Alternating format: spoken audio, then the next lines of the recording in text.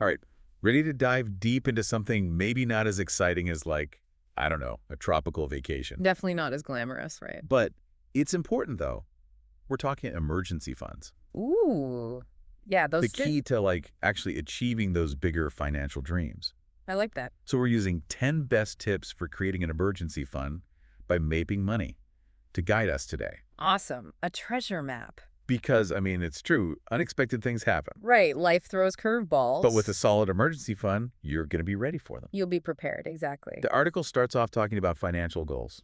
And I think that's a great place to start. I do too. Because it's not just about saving for a rainy day, right? No, it's about It's about saving for the sunny days you're dreaming of. exactly. Uh-huh. Like, picture that dream vacation or buying a house Ooh, that down payment. or even launching like your own business. That side hustle you've always wanted? Yeah, exactly. Hmm. Those are the things that should really fuel your saving.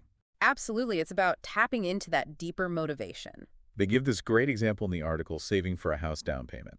A perfect example. Let's say, your goal is a $20,000 down payment. Okay, so you got that number in mind. Having that in mind helps you figure out, okay, how big does my emergency fund need to be? So you can balance both of those goals, right? Yeah, without stressing about it. Yeah, that's smart. I know, sometimes even thinking about saving can feel overwhelming. Oh, for sure. It can. But here's where things get interesting. The article suggests breaking down your savings into smaller chunks. Okay, yeah, bite-sized pieces, right? Exactly. Instead of panicking about 6 months worth of expenses all at once, It can feel like a lot. what if you start with, just $100 this month? Yeah, $100. You hit that, celebrate, Yeah. then, bump it up to $300 over 3 months. There you go. See? Not so scary anymore. Much more manageable. All right, step 2, facing those monthly expenses. Okay, time to get real. Budgeting doesn't always sound like the most fun activity, Not exactly a party, right? but it's about taking control. It is. It's about understanding where your money is going. Yeah, so you can make choices that line up with those, awesome goals we just talked about. Aligning your spending with your dreams. The article has this cool table breaking down expenses into categories: housing, utilities, transportation, everything. It makes it less overwhelming. And they really emphasize being honest with yourself. Yeah. No judgment. Just pure awareness. You might be surprised, where your money's actually going, Exactly. Sometimes it's those little things that add up. like that daily latte. That can get you What if that's actually costing you like $100 a month? $100. That's a big chunk of change that could be going towards, I don't know, your dream vacation. Exactly. It puts it into perspective. Okay, so you've got a grip on your spending habits. Now what? All right, time for the next step. Setting a target amount for your emergency fund. Okay, got to figure out that magic number. You're right.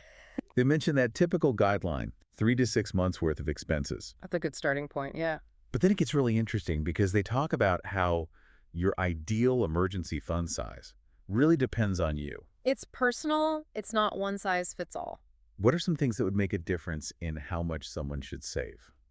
Well, think about your job stability. If you've got a steady job, minimal bills and stuff, Okay, stable. you might be comfortable with a smaller fund. Maybe closer to 3 months of expenses. Right. But let's say your income fluctuates. You've got people depending on you. Okay, more responsibility. You're going to want a bigger cushion. 6 months, or maybe even more, That's right. to give you that extra peace of mind. Exactly. It's about finding what makes you feel secure. Let's be honest, Yeah. even with a personalized target, saving thousands of dollars Oh, yeah. can feel pretty daunting. It can be intimidating for sure. So let's say your monthly expenses are $2,000 Okay, $2,000 a month. and you're going for a 6-month emergency fund. All right, don't get hung up on that big $12,000 number, right? Yeah, I'll break it down. Think of it as like saving $400 a month for 30 months. Yeah, much more manageable. Suddenly it feels doable, right?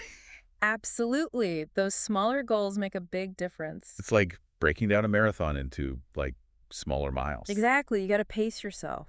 Okay, so we've got our goals, figured out our spending, and we've set a target amount. Now, where do we actually put this emergency fund? Yeah, where's the money going? You don't want your money just sitting there, doing nothing. No, it needs to be working for you. You want it to be accessible for emergencies, but like also growing. That's where a high-yield savings account comes in. Okay, tell me more about these high-yield savings accounts. Well, basically, it's like letting your money earn money for you. It's like a little side hustle for your money. Exactly. It earns interest while still being available when you need it. So you're saying it's not just sitting there.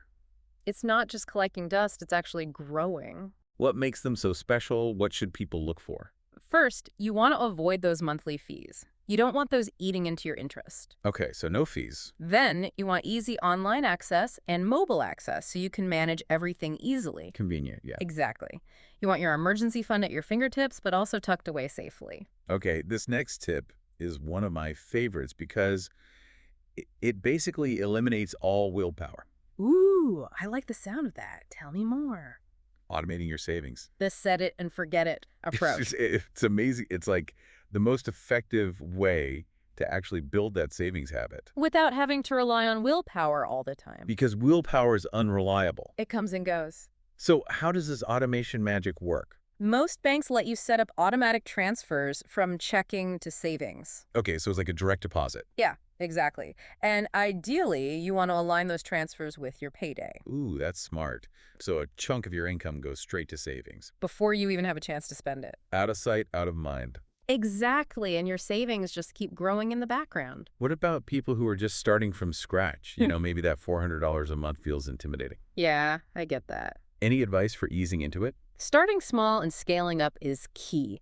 The article gives a great example table with achievable goals. Okay, lay it on me.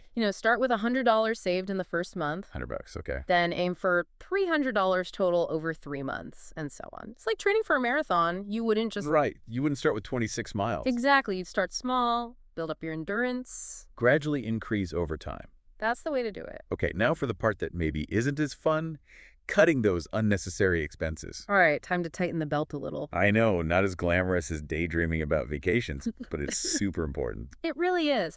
Think of it as like taking back your power, making choices that match your values. Not about deprivation, it's about Freedom. Yeah. spending intentionally. Exactly. And spending on what matters most to you. So where do we start with this expense cutting? The article calls out some of the usual suspects: dining out too often, those sneaky subscriptions. Oh, the subscriptions. I forget about those all the time. Yeah, and those impulse buys that leave us scratching our heads. It's like, where did all my money go? The little things really add up. How do we know if something is a need or a want? That's a great question. That line gets blurry sometimes. Before you swipe that credit card, ask yourself, does this actually bring me joy?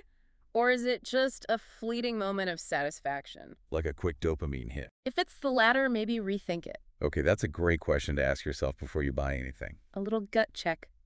So, we've trimmed the fat, automated our savings, feeling pretty good about this emergency fund thing. Making progress. But how often should we be checking in on our progress? That's a good question. Do we need to, obsess over our budget every day? The art